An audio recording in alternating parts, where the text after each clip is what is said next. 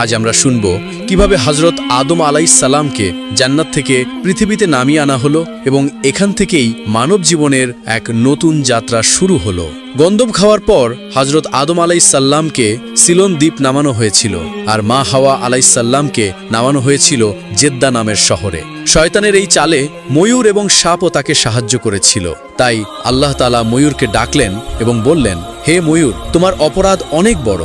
যদিও তুমি সরাসরি গুনাহ করনি, তবুও তুমি সম্পূর্ণ নির্দোষ নও, কারণ তুমি জানতে যে আমার অনুমতি ছাড়া কেউ জান্নাতে প্রবেশ করতে পারে না। তবুও তুমি এক অপরিচিতকে সেখানে যেতে সাহায্য করেছো, তাই তোমাকে শাস্তি পেতে হবে। এক, প্রথমত তোমার জায়গা আর জান্নাতে হবে না। দুই, দ্বিতীয়ত তোমার দেহের অতুলনীয় সৌন্দর্য হ্রাস করে দেওয়া হবে। বিশেষ করে তোমার পা, যা সবচেয়ে সুন্দর ছিল, সেগুলোকে বদসুরুত বা কুৎসিত করে দেওয়া হবে। এরপর আল্লাহর হুকুমে ফেরেশতারা ময়ূরকে জান্নাত থেকে বের করে পৃথিবীতে ছেড়ে এলেন।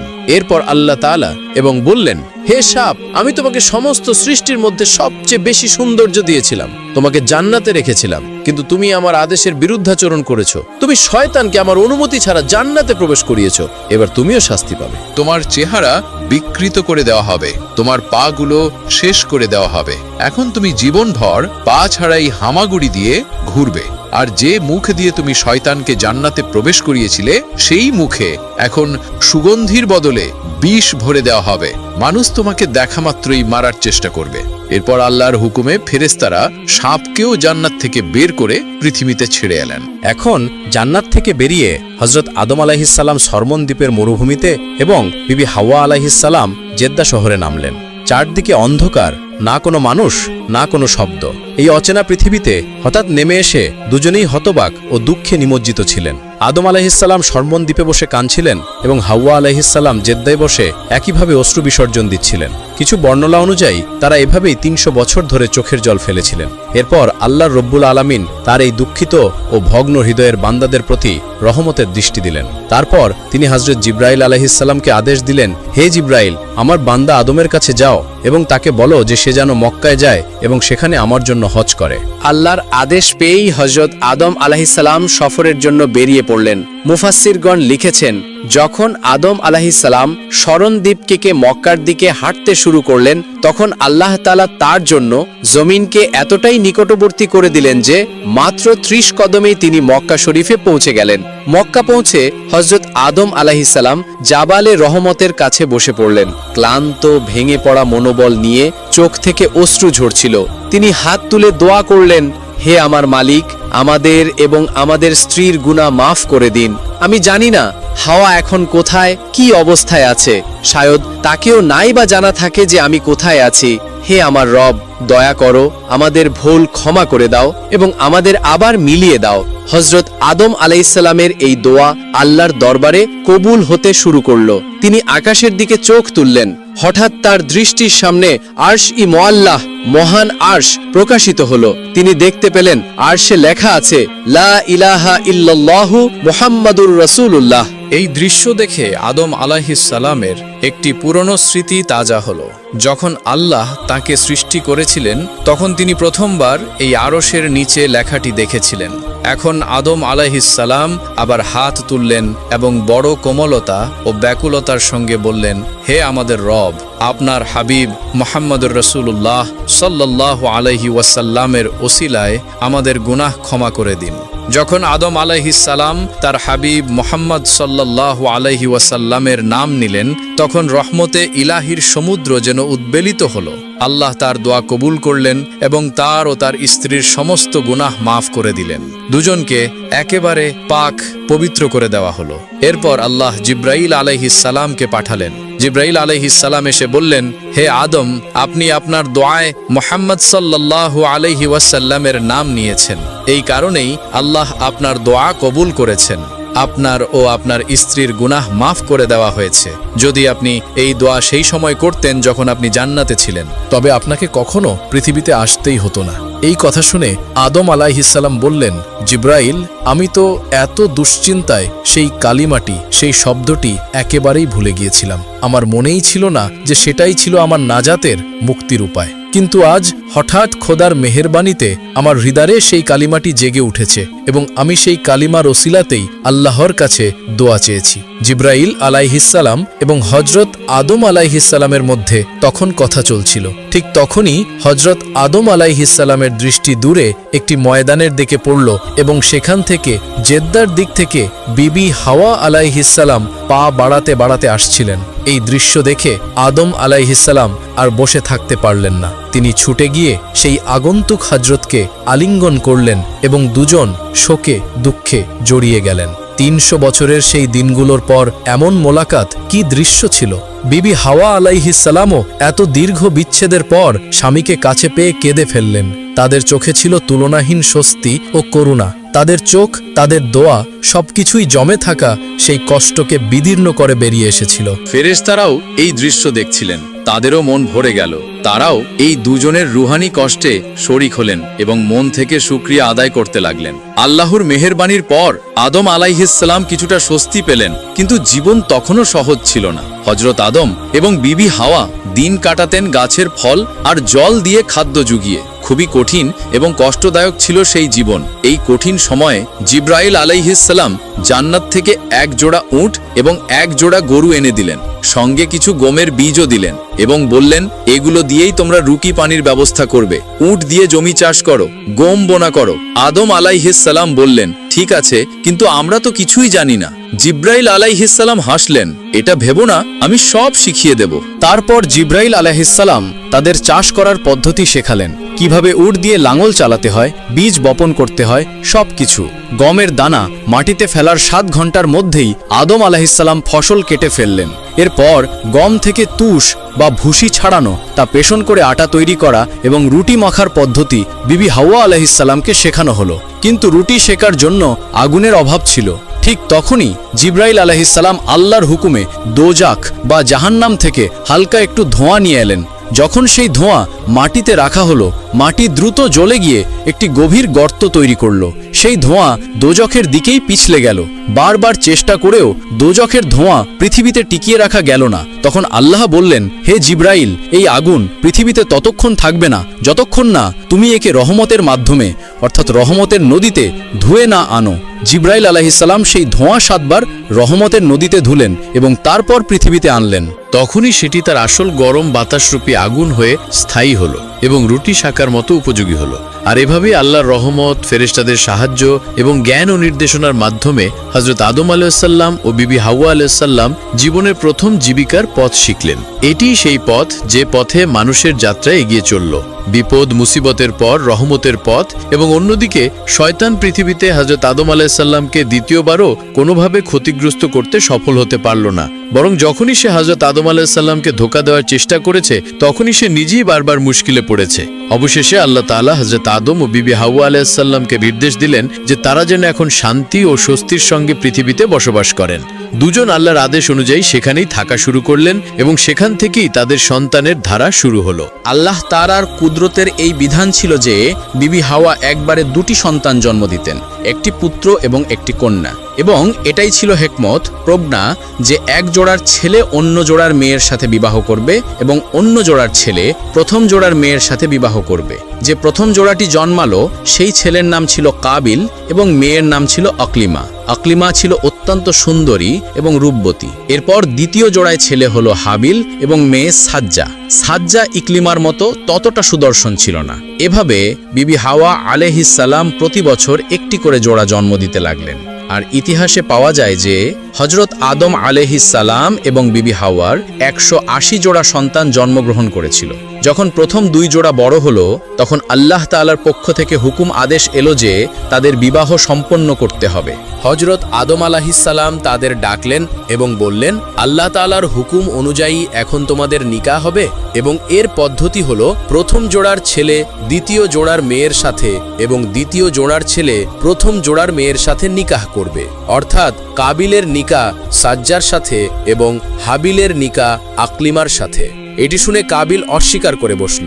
সে বলল, না, আমি আমার আপন বোন ইকলিমাতেই বিয়ে করব, সাজ্জাকে নয়। হযরত আদম আলাইহিসসালাম বললেন, এটা আল্লাহ তাআলার হুকুম নয়, সহোদর ভাই বোন একে অপরের সাথে বিবাহ করতে পারে না। তুমি আকলিমাকে বিবাহ করতে পারো না। কিন্তু কাবিল জিদ করতে লাগলো। সে বলল, আমাকে প্রমাণ দিন যে এটা আল্লাহর হুকুম, আমি কিছুতেই সাজ্জাকে বিবাহ করব না। অবশেষে হজরত আদম আলাইহিসসালাম সিদ্ধান্ত নিলেন যে তোমরা দুজনেই আল্লাহর নামে কোরবানি পেশ করো, এবং যার কোরবানি আল্লাহ তাআলা কবুল করবেন সেই হকদার যোগ্য বনে গণ্য হবে। সেই সময় কোরবানি আজকের মতো হতো না। সেই যুগে যখন কোনো জিনিস কোরবানি করা হতো তখন আকাশ থেকে আগুন নেমে আসতো এবং সেই কোরবানিকে জ্বালিয়ে দিত। এটাই ছিল নিশানি, মানে লক্ষণ যে আল্লাহ সেই কোরবানি কবুল করেছেন। যদি আগুন নামতো তবে বুঝে নিতে হতো আল্লাহ কবুল করেছেন, যদি না নামতো তবে জানা যেত যে তা কবুল হয়নি। পিতা আদম আলাইসাল্লামের সিদ্ধান্ত অনুযায়ী দুই ভাই আল্লাহ রব্বুল আলমিনের সামনে যার যার কোরবানি পেশ করলেন। হাবিল একটি সুন্দর মোটাসোটা দুম্বা কোরবানি করলেন, অন্যদিকে কাবিল তার জমি থেকে পাওয়া সামান্য কিছু সবজি ও শস্য পেশ করল। সেই সময় সবজি ও শস্য কোরবানির জন্য পেশ করা যেত, কিন্তু পার্থক্য ছিল এই যে হাবিল আন্তরিকতার সাথে, সত্যিকারের ঈমানের সাথে তার সবচেয়ে ভালো জিনিসটি দান করেছিল, আর কাবিল নফসের কাছে হেরে গিয়ে নিকৃষ্ট ও বাজে জিনিসগুলো পেশ করেছিল। তারপর কি হলো? আকাশ থেকে আগুন নামল এবং হাবিলের কোরবানি সেই দুম্বাটি জ্বালিয়ে ছাই করে দিল। এটি ছিল নিশানি যে আল্লাহ তার কোরবানি কবুল করেছেন। কিন্তু কাবিলের সবজি ও শস্যের কিছুই হলো না, সেগুলো সেখানেই পড়ে রইল নিষ্প্রাণ শীতল। আল্লাহ সেগুলোকে কবুল করেননি। এখন সিদ্ধান্ত স্পষ্ট ছিল, হাবিলের নিকাহ আকলিমার সাথেই হবে। কিন্তু কাবিল এই অপমান, এই পরাজয় সহ্য করতে পারল না। তার হৃদয়ে আগুন লেগে গেল, হিংসার আগুন। সে রাগে কাঁপতে কাঁপতে বলল, তুই আকলিমাকে ছেড়ে দে, নয়তো আমি তোকে হত্যা করে ফেলব। হাবিল শান্তভাবে ঈমানের নূর জ্যোতি দিয়ে উত্তর দিলেন, আমি আল্লাহ এবং তার রাসূলের হুকুমের উপর কায়েম থাকব। তুই আমাকে ভয় দেখিয়ে, হুমকি দিয়ে আমার রাস্তা থেকে সরাতে পারবি না। এই কথা শুনে কাবিলের হৃদয়ে তুফান সৃষ্টি হলো। তার চোখে রক্ত নেমে এলো এবং সে তার ভাইকে হত্যা করার সংকল্প করল। এদিকে হযরত আদম এবং বিবি হাওয়া আলাইহিস সালাম কাবার জিয়ারতের জন্য মক্কার দিকে রওনা হয়েছিলেন, আর ওদিকে কাবিল পেল সুযোগ। শয়তান দেখলো এবার মানুষের হৃদয়ে আবার জায়গা তৈরি করা যেতে পারে। সে কাবিলের সামনে এক পথিকের বেশে এলো। কাবিল দেখলো সেই পথিক একটি সাপকে রাস্তা পার হতে দেখে, তারপর একটি ভারী পাথর তুলে তার মাথায় আঘাত করলো। সাপটি ছটফট করলো এবং মারা গেল। পথিক চলে গেল, কিন্তু কাবিলের শয়তানি মস্তিষ্ক জেগে উঠলো। সে ভাবলো এটাই সেই পদ্ধতি, এটাই পথ। এরপর সে তার ভাই হাবিলের সন্ধানে বের হলো। কিছুটা দূরে গিয়ে দেখলো হাবিল ভেড়ার পালের কাছে এক্ষণে ঘুমিয়ে আছে। ধীরে ধীরে, খুব ধীরে সে একটি ভারী পাথর তুলে কাছে পৌঁছালো এবং হঠাৎ সেই পাথর দিয়ে হাবিলের মাথায় আঘাত করলো। হাবিল চিৎকার করে উঠল, কিন্তু তারপর কাবিল দ্বিতীয় আঘাত করলো এবং সবকিছু নিস্তব্ধ হয়ে গেল। পৃথিবীতে প্রথম মানব, প্রথম রক্ত ঝরানো হলো। হাবিল আর এই পৃথিবীতে নেই। কাবিলের হাত কাঁপছিল, হৃদয় কাঁদছিল, কিন্তু দেরি হয়ে গিয়েছিল। এখন নতুন প্রশ্ন, এখন আমি কি করব? ওর দেহের কি হবে? যদি মৃতদেহ এভাবেই পড়ে থাকে তবে বাকি ভাইরা সব জেনে যাবে। সে পেরেশান হয়ে গেল, কাঁদতে লাগলো। এমন সময় সে দেখলো দুটি দাঁড় কাক, কৌয়া, নিজেদের মধ্যে লড়াই করছে। একটি কাক অন্যটিকে মেরে ফেলে, তারপর নিজের ঠোঁট ও থাবা দিয়ে মাটি খুঁড়ে গর্ত তৈরি করে এবং মারা যাওয়া কাকটিকে তাতে ফেলে মাটি দিয়ে ঢেকে দেয়। কাবিলের মুখ থেকে বেরিয়ে এলো, হায় আফসোস, আমি তো এই কাকের থেকেও শিখতে পারলাম না। এবং সে ঠিক সেইভাবে তার ভাই হাবিলের মৃতদেহকে দাফন করে দিল, বিনা জানাজায় দাফন করে দিল। সেই দিনটি ছিল যখন মানুষ প্রথমবারের মতো মানুষের রক্ত ঝরিয়েছিল এবং প্রথমবারের মতো মাটি কোনো মানুষকে তার ভেতরে লুকিয়েছিল। অনেক তাফসিরে বলা হয়েছে যে সেই দুটি দাঁড় কাক ফেরেশতা ছিল। আল্লাহ তাদের মাধ্যমেই, অর্থাৎ কাকদের মাধ্যমেই মানুষকে শেখালেন কিভাবে মানুষকে দাফন করতে হয়। কারণ ততদিনে এই পৃথিবীতে মৃত্যুর কোনো নমুনা ছিল না, না ছিল দাফনের কোনো রীতিনীতি। এই ঘটনা থেকে মানুষ মৃত্যু ও দাফনের প্রথম শিক্ষা পেল। কাবিল বুঝলো যে এখন রাস্তা পরিষ্কার, সে ইকলিমাকে বিবাহ করে নেবে। কিন্তু যেই না সে আনন্দের সাথে এগিয়ে গেল, অমনি আল্লাহর হুকুমে তার পা মাটিতে আটকে গেল। সে নিজেকে টেনে বের করতে পারল না। সে বারবার আল্লাহর জিকির করতে লাগলো এবং দয়া প্রার্থনা করতে থাকলো। আল্লাহর সিদ্ধান্ত এলো, হে পাপী, যে নিজের রক্তের সম্পর্ক ছিন্ন করেছে তার শাস্তি হবে যে তাকে জীবিত অবস্থায় মাটিতে চাপা দেওয়া হবে। মাটি তাকে ছেড়ে দিতে অস্বীকার করলো। সে চিৎকার করলো, দয়ার ভিক্ষা চাইলো এবং তারপর সে সেই কালিমা পাঠ করলো যার প্রভাব হযরত আদমের উপর হয়েছিল। লা ইলাহা ইল্লাল্লাহু মুহাম্মাদুর রাসূলুল্লাহ। তার তৃষ্ণার্ত ঠোঁট থেকে সেই কালিমা বের হওয়া মাত্র আল্লাহ বললেন, মাটি ওকে ছেড়ে দাও, এবং মাটি তাকে ছেড়ে দিল। কাবিল ভাবল যে সে এখন মুক্তি পেয়ে গেছে, কিন্তু তার নিয়ত বা উদ্দেশ্য তখনও বিকৃত ছিল। সে আকলিমা কাছে পৌঁছে দুঃসালস বা গুস্তাখি করতে লাগলো, এবং তারপর আল্লাহ তাকে বিভিন্ন শাস্তির হাতে সোপর্দ করলেন। তাকে একটি নির্জনে ভিরানে নির্বাসিত দেশান্তরিত করা হলো, এবং সেখানে একজন ফেরেশতাকে হুকুম দেওয়া হলো যে তাকে বারবার পাথর দিয়ে আঘাত করে শাস্তি দিতে হবে। আঘাত লাগবে, আবার ঠিক হবে, আবার আঘাত লাগবে, এবং এই শাস্তি কিয়ামত পর্যন্ত চলতে থাকবে। পাথরের জোরালো আঘাতে কাবিল কাতর হয়ে উঠল। আকাশ চিরে তার কষ্টদায়ক চিৎকার বেরিয়ে এলো, এবং সে অজ্ঞান হয়ে মাটিতে লুটিয়ে পড়ল। যখন জ্ঞান ফিরল, তখন তাকে দ্বিতীয়বার আঘাত করা হলো। ওদিকে হযরত আদম আলাইহিসসালাম হজ আদায় করে যখন দেশে ফিরলেন, তখন দেখলেন হাবিল কোথাও নজরে আসছে না। আদম ও হাওয়া দুজনেই অস্থির হয়ে উঠলেন, কারণ হাবিল ছিল তাদের সবচেয়ে প্রিয় সন্তান। হাবিল নেক ছিল, সৎ ছিল, সাহসী ছিল, এবং মা বাবার সব কথাকে সম্মান করত। তাই যখন তাকে খুঁজে পাওয়া গেল না, তখন দুজনেরই হৃদয় ভেঙে গেল। কিন্তু কাবিলের কথা কারো মনেও এলো না, কারণ তার আচরণই খারাপ ছিল। সে না ইবাদত করত, না কাউকে সম্মান করত। মা বাবাও সবসময় তার থেকে দূরেই থাকতেন। হযরত আদম আলাইহিসসালাম ও হাওয়া তাদের প্রিয় সন্তানের সন্ধানে দিওয়ানা হয়ে গেলেন। পৃথিবীর কোণে কোণে খুঁজতে লাগলেন। একদিন জিব্রাইল আলাইহিসসালাম তাদের ক্রন্দনরত মুখ দেখে আর ধৈর্য রাখতে পারলেন না। তিনি বললেন, হে আদম, আপনার প্রিয় পুত্র হাবিল আপনার অবাধ্য পুত্র কাবিল তাকে হত্যা করে ফেলেছে এবং বিনা জানাজায় অমুক জায়গায় দাফন করে দিয়েছে। এই কথা শুনে হযরত আদম আলাইহিসসালাম কেঁপে উঠলেন। কাঁদতে কাঁদতে বললেন, হে জিব্রাইল, আমাকে আমার পুত্রের কবর দেখিয়ে দাও। জিব্রাইল আলাইহিসসালাম তাকে নিয়ে হাবিলের কবর পর্যন্ত পৌঁছালেন। বললেন, এটাই হলো হাবিলের কবর। আদম ও হাওয়া দুজনেই প্রথমে তার জানাজা পড়লেন। তারপর কবরের পাশে বসে অনেকক্ষণ ধরে কাঁদতে থাকলেন। এমনকি যন্ত্রণা কাতর হয়ে আদম আলাইহিসসালাম কবর খুঁড়ে হাবিলের দেহটি বের করে নিলেন এবং একটি সিন্দুক বা বাক্সে ভরে ঘরে নিয়ে এলেন। প্রতিদিন 8 থেকে 10 বার তিনি সেই বাক্স খুলে হাবিলের চেহারা দেখতেন, চোখের জল ফেলতেন, তার হৃদয় আর্তনাদ করত, চোখ নম বা ভেজা হয়ে যেত।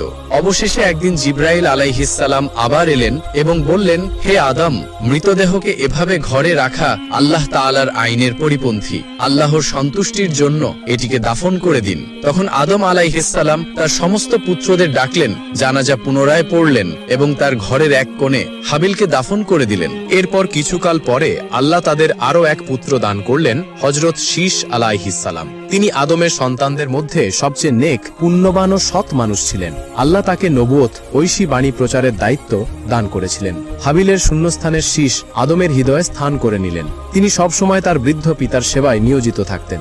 একদিন হযরত আদম আলাইহিসসালাম তার সমস্ত পুত্রকে বললেন, আমার জন্য কিছু ফল নিয়ে এসো। সবাই চলে গেলেন, কিন্তু শীষ সেখানেই থেকে গেলেন। আদম জিজ্ঞেস করলেন, ওহে শীষ, তুমি ফল আনতে গেলে না কেন? শীষ মাথা ঝুঁকিয়ে বললেন, আব্বাজান, আপনি তো জান্নাতের মিষ্টি ফলের স্বাদ গ্রহণ করেছেন।